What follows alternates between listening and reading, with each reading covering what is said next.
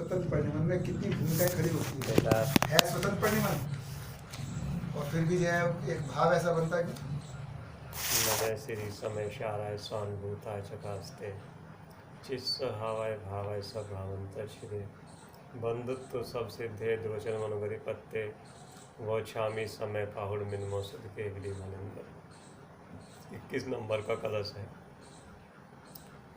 कथमपि ही लभन्ते भेद विज्ञान मूला मचलित मनभूतिम ये स्वतो वन्यतो वा प्रतिफलन निमग्नांत भाव से भावे मुकरवद विकारा सततम सयोस एवं। यहाँ शिष्य ने पसंद करा जो अप्रतिबुद्ध है, मतलब अपने स्वरूप को भूला हुआ है, उसको कैसे पहचाना जाए, और जो प्रतिबुद्ध है अर्थात जिसको अपने आत्म स्वरूप का भान है, जिसके ज्ञान में निरंतर भेद विज्ञान बरतता है, जिसकी दृष्टि में निरंतर आत्मा बरतता है, उसकी पहचान क्या है?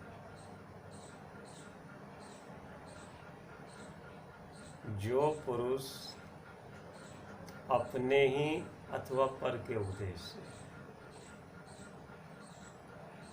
किसी भी प्रकार से कुछ भी करके कहीं भी रहकर किसी भी प्रकार के उदय में किसी भी प्रकार की स्थिति परिस्थिति में रहते हुए अनुकूल प्रसंगों में रहते हुए किसी भी काल में किसी भी समय किसी भी क्षेत्र पर स्वयं या दूसरे के उपदेश से अंदर में जो गैक स्वरूप टकोत्किन भगवान आत्मा है उसको लक्षण आदि से पहचान कर उसको स्वीकार कर लेता है। किसी भी प्रकार से सद्बोध बड़ी लगे, किसी प्रकार से मैं हर प्रकार से अपना कार्य कर लूँगा, किसी भी स्थिति परिस्थिति में कर लूँगा। जिसको अपने चिदानंद में जो आत्म स्वरूप है, एक ज्ञाय भाव है, जो अनादि निधन है, स्वयं सिद्ध है, वह जीव जिसको संसार से तत्काल निकलना है, जल्दी निकलना, उसको अपना कार्य करने के लिए कोई पाबंदी नहीं है। वो किसी भी क्षेत्र में रहकर अपना कार्य कर सकता है। कैसा भी कर्म का उदय हो, साता या साता, वो उदय को नहीं देखता, आत्मा दिखता है उसको। क्षेत्र नहीं दिखता, आत्मा दिखता है। काल नहीं दिखता, कोई भी काल हो, आत्मा दिखता है। कैसे भी भाव हो रहे हो, उदय जनित वैभाविक भाव, आत्मा दिखता है। कैसी भी गति हो भाव, मनुष्य गति हो, तीन गति, देव गति, जिसको अपनी गरज हो गई ना, गरजवान आत्मा की जैसे गरज है, अंदर से जिसको प्यास लगी है, तीर, वो गति भाव नहीं देखेगा कौन सी भाव है। स्वयं द्रव्य, स्वयं क्षेत्र, स्वयं काल, स्वयं भाव और स्वयं भव। मेरा जो आत्म रूपी गढ़ है, किला है, खंडित नहीं होता। न धर्म खंडामी, न क्षेत्र खंडामी, न भाव खंडादि, न काल खंडामी, खंडित नहीं होता दूसरे से, क्योंकि जो मेरी वस्तु है स्वयं सिद्ध है, इसलिए दूसरे का उसमें प्रवेश नहीं है, दूसरे का प्रवेश हो ही नहीं सकता। उसमें तो ज्ञान में तो ज्ञान का प्रवेश होता है, दूसरे द्रव्य का प्रवेश नहीं होता, उदय जनित उन वैभाविक भावों का प्रवेश नहीं होता, ऊपर ही ऊपर लौटते हैं। उसमें एक गायक में प्रतिष्ठा नहीं पाते, शोभते नहीं है, प्रतिष्ठा नहीं पाते, शोभते नहीं हैं, ऊपर ही ऊपर तिरते हैं। कैसे तिरते हैं कि दर्पण की तरह ऊपर ही ऊपर तिरते हैं। जैसे दर्पण में तो दर्पण की स्वच्छता निर्मलता ही प्रतिभाषित होती है, ऐसे ज्ञान में तो ये रागादिक भाव ऊपर ही ऊपर तिरते हैं। ऐसा कौन कहता है कि जिसकी दृष्टि में आत्मा बरतता है, वह जीव जिसको अंदर से अपनी कार्य करने की लगन लगी है। जैसे प्यासे व्यक्ति को एकमात्र पानी पानी पानी पानी दिखाई देता है, वो किसी भी प्रकार अपनी प्यास बुझाएगा निश्चित रूप से, क्योंकि इसके ज्ञान में पानी बसता है।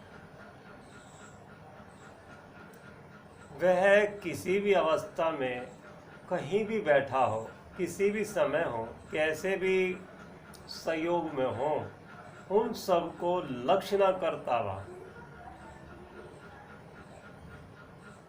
एक पानी को ही मुख्य रखता है कि उसकी जरूरत पानी से पूर्ति होगी, इसकी प्रयोजन की सिद्धि अन्य से नहीं होने वाली। अन्य सब भावों का विस्मरण रहता है, अन्य सब पदार्थों का विस्मरण रहता है, एक जल का ही स्मरण रखता है मुख्य रूप से। ऐसे अंदर तल में से उसको प्यास लगी है, अंदर तल में से, ऊपरी प्यास नहीं है, किसी के द्वारा भड़काई भी प्यास नहीं है। स्वयं से पानी की जरूरत है, स्वयं इतनी है। वह व्यक्ति रात हो या दिन हो, उस सबको ना देखता हो, रात है कि दिन है, भूखा हूँ, आजीविका नहीं है, कैसी स्थिति परिस्थिति है, उन सबको ना देखता। मैं गायक भाव हूँ, मुझको तो अपना आत्मा कार्य करना है। एक गायक को ही देखना है, दूसरा कोई कुछ नहीं करना। जिसके सर्वांग में एक गायक बसा हुआ है, अहो मेरा चैतन्य भगवान आत्मा तीन लोक में स्वयं सिद्ध वस्तु है, तो स्वयं सिद्ध वस्तु स्वयं में से कहाँ जा सकती है निकल के? जब मेरी वस्तु स्वयं सिद्ध है तो यहाँ से कहाँ निकल के जाएगी? खिसक जाएगी क्या? जो स्वयं अचल है वो चल कैसे हो सकती है? कौन वहां से उस वस्तु को खिसका सकता है? किसी कर्म की वजह से खिसक सकती है आत्म रूपी वस्तु? टकोत्किन वत है, वहीं टाकी के द्वारा। जैसे पत्थर में मूर्ति उकेरी जाती है, वो किसी के भी द्वारा वहां से निकलनी असक है, वहां से हिल नहीं सकती वो मूर्ति, क्योंकि स्वयं के आधार पे है।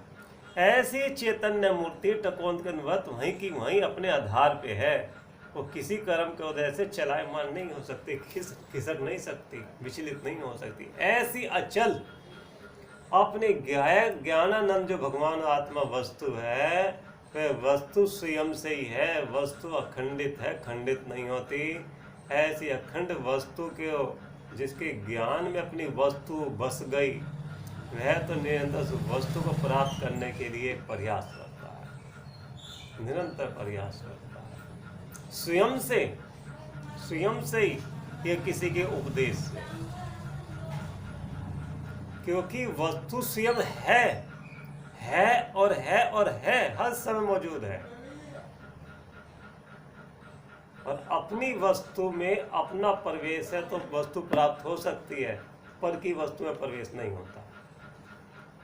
अपनी है इसलिए प्रयास करता है। दूसरे की वस्तु में प्रयास करे तो मूर्खपना है।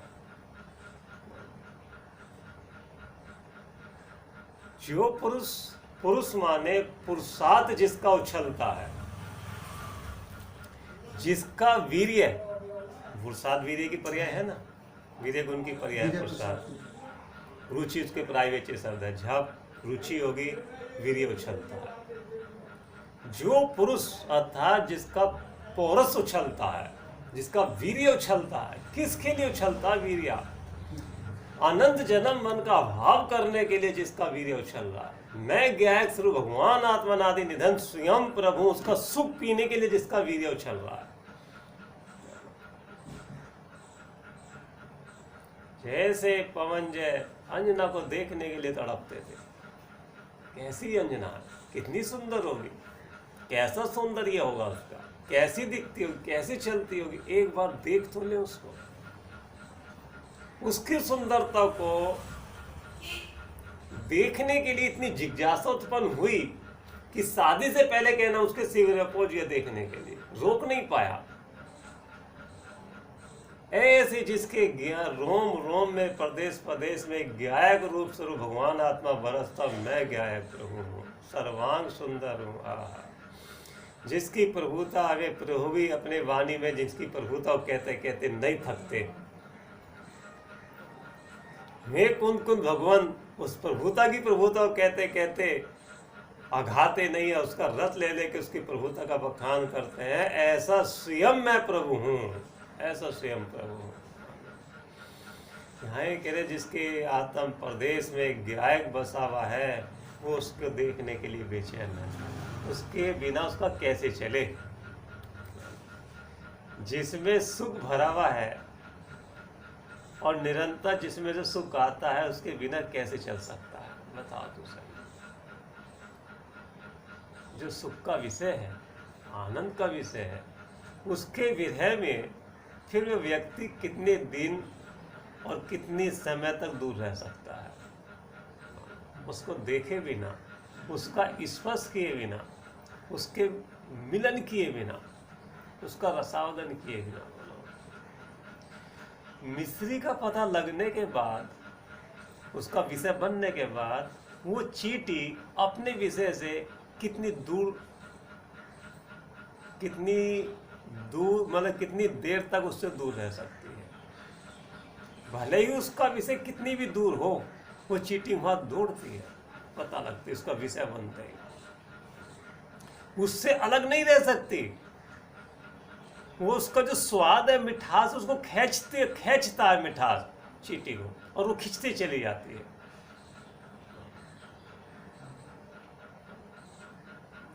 ऐसे जिसको गायक का विषय बना है, जिसमें से निरंतर लक्ष्य करने पर उसका स्वाद रसावदन होता है, रस झरता है, रस आनंद का रस झरता है, उसका विषय बनने के बाद परिणति दौड़ती है उसकी तरफ। वो रस खींचता है ना, उसको खींचती चली जाती है परिणति।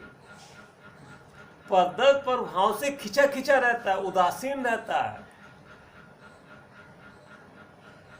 उदासीन रहता है, खिंचा खिंचा रहता है, क्योंकि वो मेरा विषय नहीं है, मेरे लायक नहीं है, उससे मेरी पहचान नहीं है, उससे मेरी प्रभुता नहीं है, उसमें विभुता नहीं है, उसमें सुख नहीं है। ऐसा श्रद्धान ज्ञान बरतता परिणति पद से उदासीन होकर अपने गायक स्वरूप के लिए बार बार दौड़ती है। ऐसा पुरुष समझना। पुरुष का मतलब लिंग से पुरुष नहीं, किसी एक इंद्रिय से पुरुष नहीं, लिंग से पहचान नहीं है। पुरुष माने पुरुषार्थ जिसका उमड़ता, अपने आत्म कल्याण के लिए जिसका पुरुषार्थ उमड़ता, ऐसा पुरुष ऐसा पुरुष भले वो तिर्यंश हो, भले स्त्री हो, उससे कोई प्रयोजन नहीं है। यहाँ ये कह रहे भगवान अप्रतिबुद्ध को कैसे पहचाना जावे कि अप्रतिबुद्ध की पहचान ये है कि जड़ पदार्थों में उसका वीर्य उछलता है। इस ध्येय में कद बुद्धि कर ध्येय का स्वामित्व बनकर जन पुद्गल परमाणु का परभस्त होगा, उसका वीर्य वहां उछलता है। इसमें सुख है, सुख है। यह प्रतिबुद्ध की पहचान है। पद से अच्छा मानना, पद से लाभ मानना, पर का कर्ता मानना, पर के कर्ता बने के भाव कर करके उसको भोगना, हंस विषाद के भोग का भोगना, खेद खीन होना, आकुल व्याकुल होना, ये प्रतिपद के अज्ञानी बने के लक्षण है। जो पर दर पर भाव में जाने के बाद भी हर स्थिति परिस्थिति में अपने को ज्ञायक रूप देखता है, उसको ज्ञाता रूप से देखता है, वो प्रतिबुद्ध का लक्षण है, ज्ञानी पने का लक्षण है। जो पुरुष अपने ही अथवा पर के उपदेश से किसी भी प्रकार से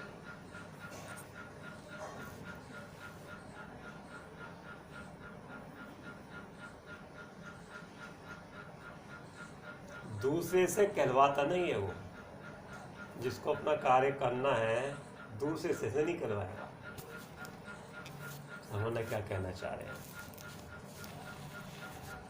स्वयं आगे बढ़ के कार्य करता है कि इस कार्य से मेरे प्रयोजन की सिद्धि होती है, इसमें तो मेरे प्रयोजन की सिद्धि है, अब मुझे ये सारी बात समझनी है।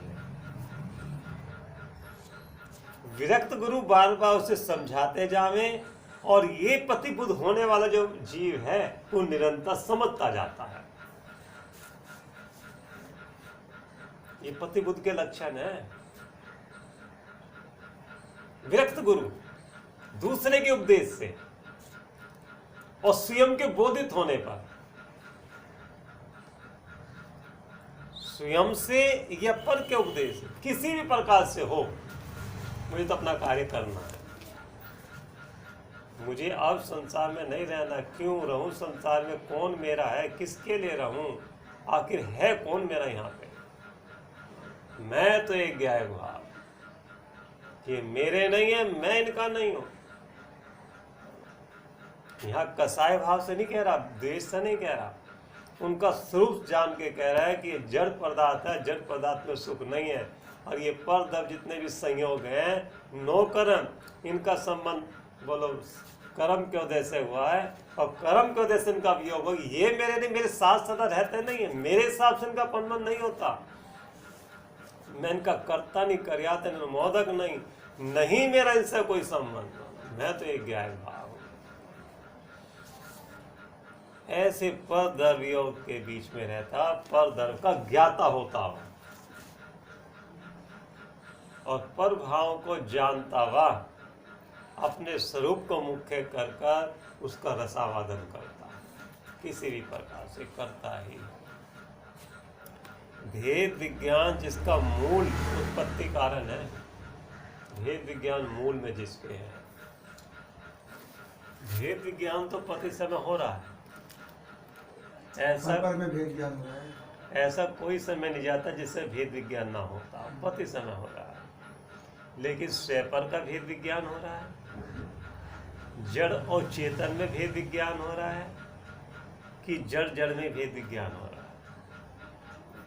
भेद विज्ञान करने वाला ज्ञान तो हर समय है कि नहीं है, लेकिन अब वर्तमान में अज्ञान दशा में जो भेद विज्ञान हो रहा है वो जड़ का जड़ के साथ में हो रहा है।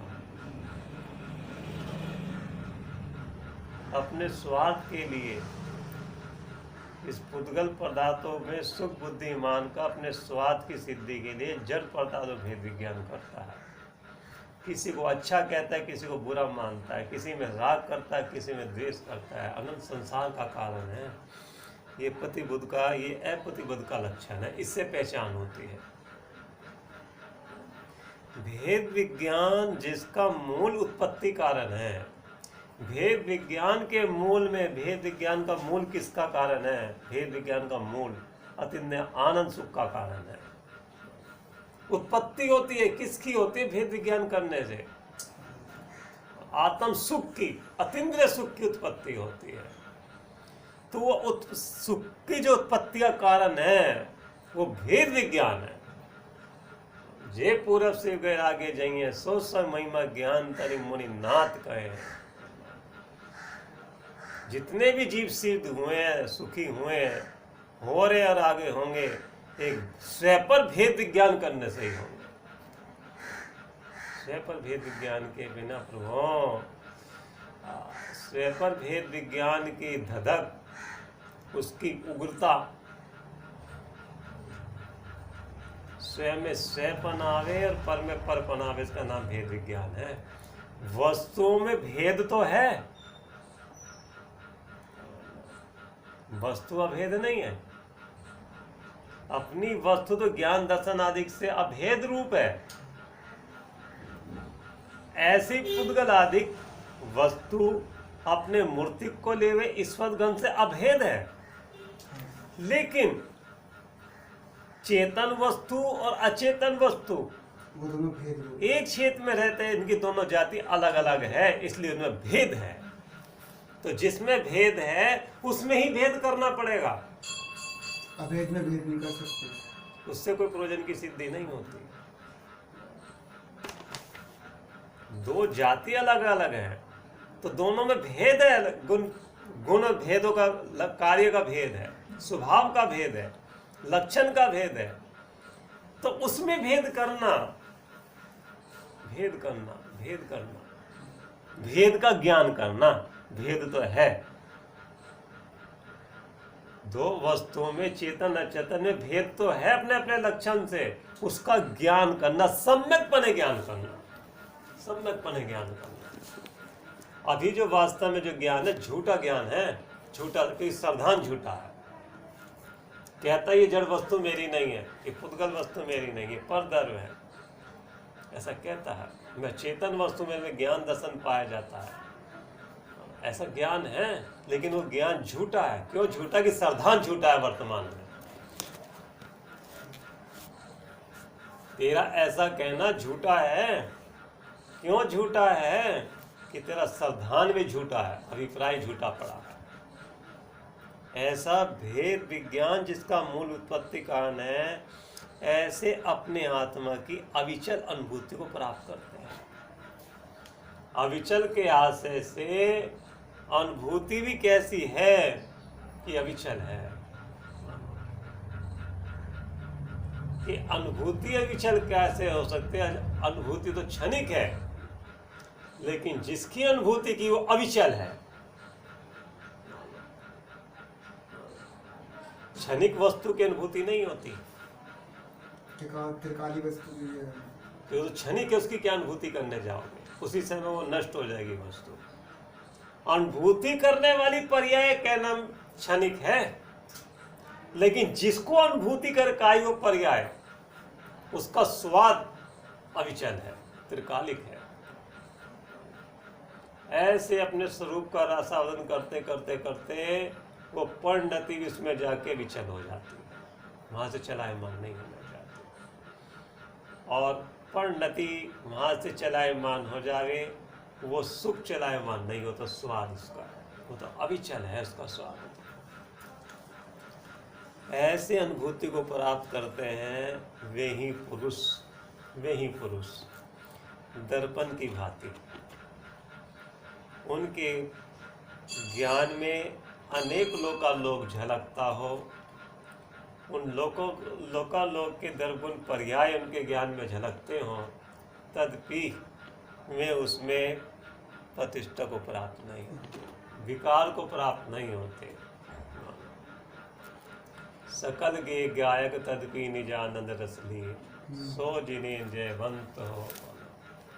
सकल द्रव्य के पर्याय अनंता, जाने कई काल केवली भगवंता। सारा लोक ज्ञान में झलके तो झलको, उस झलकन से गायक में मलिनता नहीं आती। क्यों नहीं आती?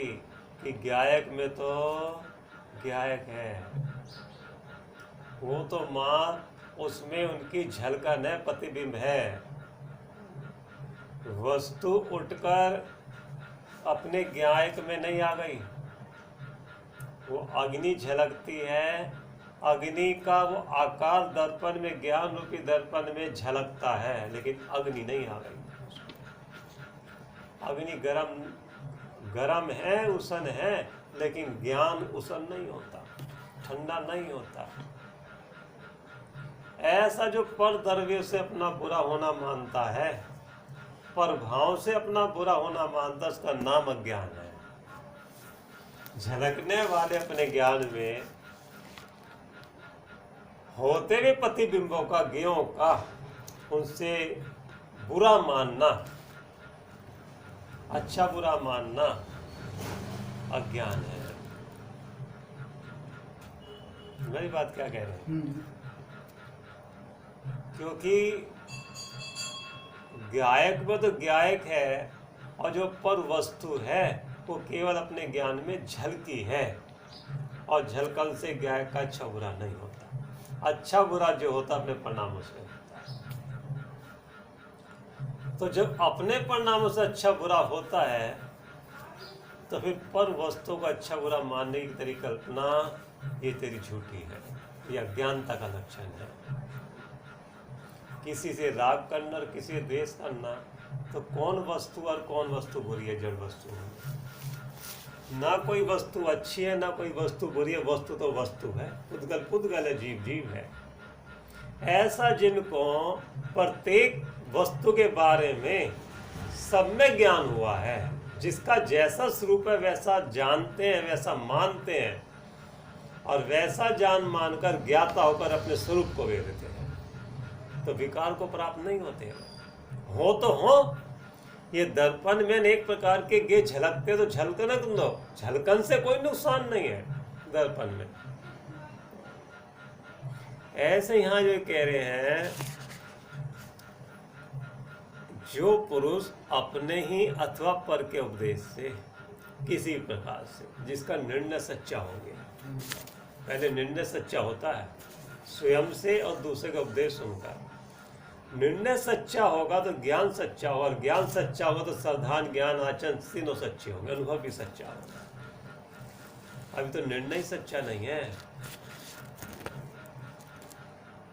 अर्थात निर्णय क्या सच्चे ने, मैं ज्ञान हूँ, ज्ञायक हूँ, मेरे में ज्ञान पाया जाता है, दर्शन पाया जाता है, सुख पाया जाता है, और ये सारे मेरे ज्ञान में झलकने वाले पदार्थ मेरे नहीं हैं, इनसे मेरा कोई संबंध नहीं। मेरा सुख मेरे में से ही आता है, पर से नहीं आता।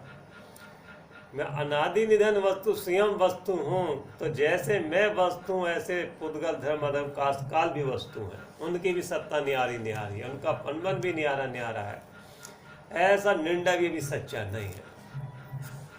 अगर निर्णय सच्चा हो तो अनुभव सच्चा होना चाहिए, लेकिन अनुभव में जो आकुलता व्याकुलता बसती है, संकल्प विकल्प बसते हैं, खेद खिन्नता बसती है, किसका लक्षण है? ज्ञाता पने का तो लक्षण नहीं है ये।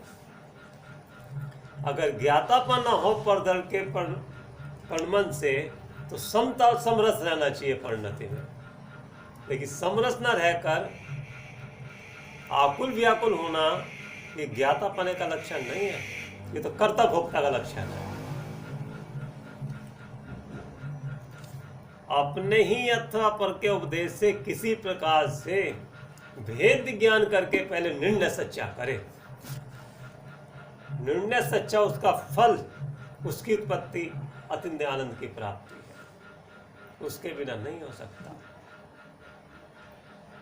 दर्पण की भांति अपने पर प्रतिबिंबित हुए अनंत भावों के स्वभावों से निरंतर विकास से रहित होते हैं। रहित होते हैं, विकास से रहित तो है ही है कि ओंकार विकार रहित तो है ही, परिणति भी उसके आशय से विकास से रहित रहती है।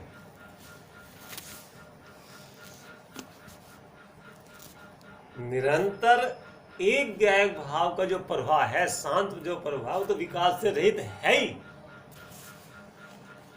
उसको मुख्य करने पर, उसको उग्र करने पर परिणति विकास से रहित होती जाती है। ये चारित का विकास है, ये चारित का विकास, गुणस्थान बढ़ते जाते हैं। जो जो स्वरूप के सन्मुख होकर एक गायक भाव को उग्र कर करके उसको सब प्रभाव से अधिक जानकर जो परिणति उसके सन्मुख होकर इसमें लीन होती जाती है, तो विकास से रहित होती जाती है, शुद्धता को प्राप्त होती जाती है। शुद्धता के आस से शुद्ध होती जाती है, त्रिकाल के आस से त्रिकालिक होती जाती है, वीतराग के आस से वीतरागी होती जाती है, राग से रहित होती जाती है। विकास से रहित होते हैं। ज्ञान में जो ज्ञों के आकार प्रतिभाषित होते हैं, वो जल में चंद्रमा का प्रतिबिंब भासित होता है नहीं? है नहीं? बालक क्यों चाहे चंद्रबिंब को? रात के अंधेरी में तालाब में चंद्रमा का प्रतिबिंब जल में झलकता है,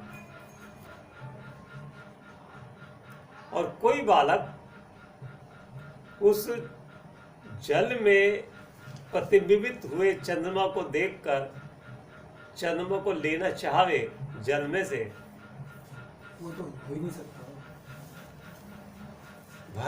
भ्रमित होगा।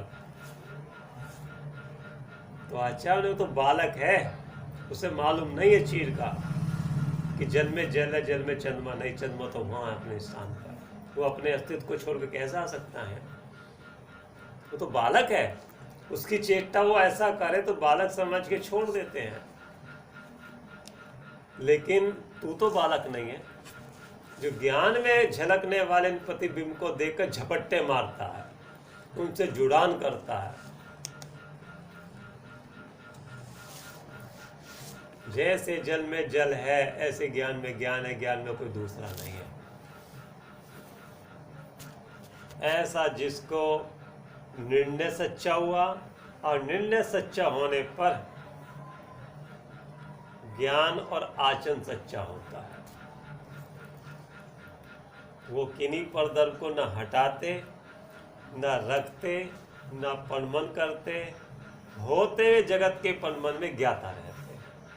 उसका नाम धर्म है। ज्ञान में जो ज्ञों के आकार प्रतिभाषित होते हैं, उनसे रागादि विकार को प्राप्त नहीं होते। क्यों नहीं होते? जो ज्ञायक स्वभाव है वो विकार से रहित है। विचार सहजानंदी सुहृद स्वरूपी अविनाशी में आत्मस्वरूप। सहजानंदी सुहृद स्वरूपी अविनाशी में आत्मस्वरूप। सहजानंदी सुहृद स्वरूपी अविनाशी में